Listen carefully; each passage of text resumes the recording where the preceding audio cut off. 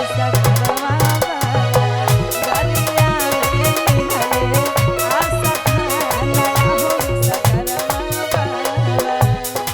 हो विश्वकर्मा बाबा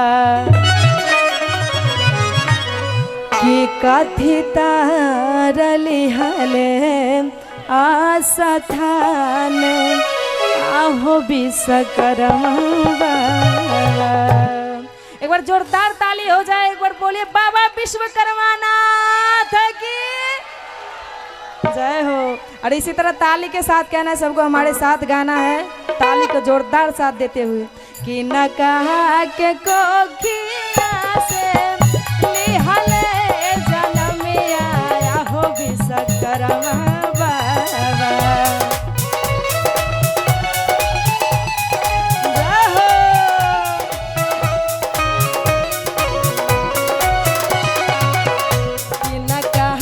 के कोखिया से लिहले जन्म आया हो विश्वकर्मा बाबा।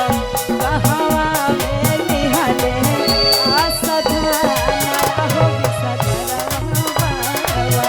कथि तार लिहले आस्थान हो विश्वकर्मा बाबा। जय हो। एक ताली हो जाए, ताली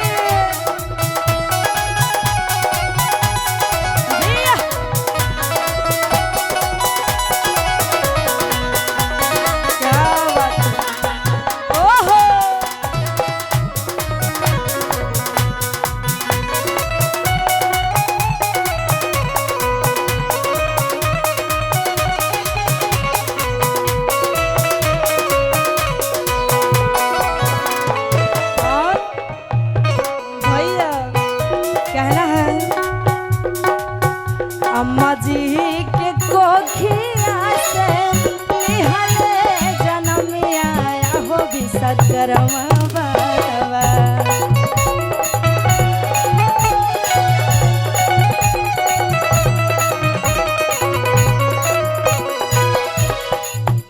अम्मा जी के कोखिया से लिहले जन्म आया हो विश्वकर्मा बाबा।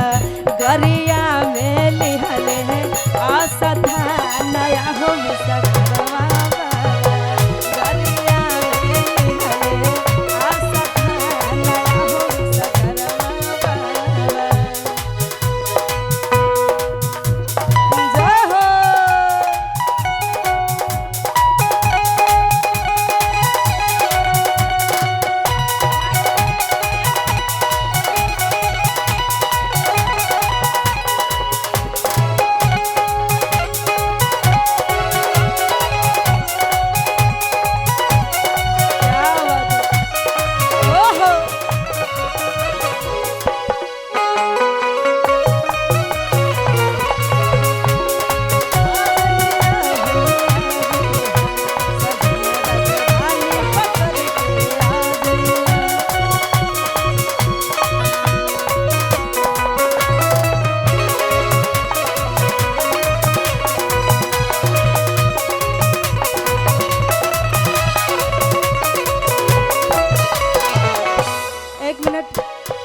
ये लाइट जो जल रहा है इसको प्लेन कर दीजिए। सबसे पहले लाइट को प्लेन करके रखिए, हाँ इस तरह रखिएगा। और कथिए चढ़ाइबन बाबा के कहाँ में बैठइबन आहो विश्वकर्मा बाबा।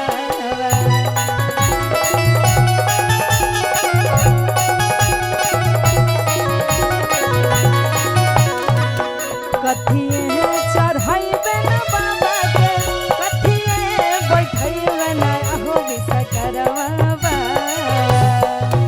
एक मिनट, जितने भी हमारे बाबा विश्वकर्मा के भक्त हैं सभी आदमी अपना अपने हाथों को ऊपर करके और जोरदार ताली के साथ कहनेंगे कि कथी के लगई न हुनका भोग आहो विश्वकर्मा बाबा।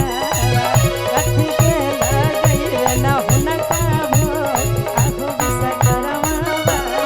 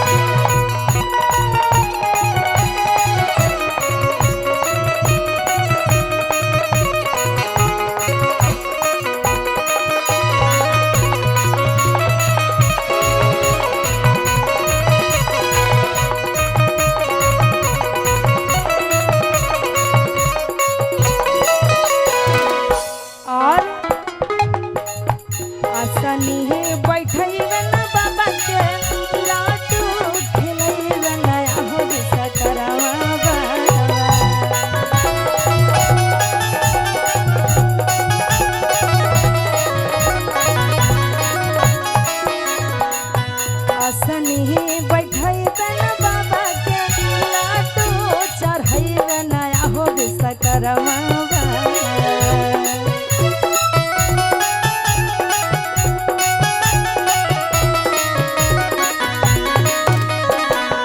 खुआ के लगैबन हुनका भोग आहो विश्वकर्मा